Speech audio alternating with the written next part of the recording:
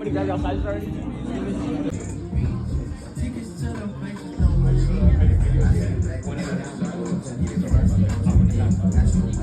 What's good, everybody? So those clips in the beginning of the video were me attending the special release event for the Air Max Dn All Days. And if you're not familiar with the Air Max Dns, it's a brand new Air Max model slash silhouette that Nike is rolling out with. And honestly, I think it's going to be the next big wave for sneakers.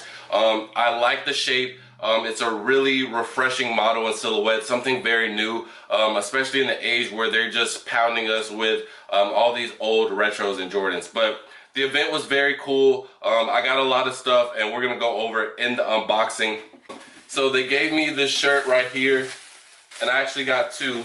So I'm gonna show you guys what the shirt looks like. So it just has the politics on right here, and then it says "Feel the Unreal." So I was able to get two pairs.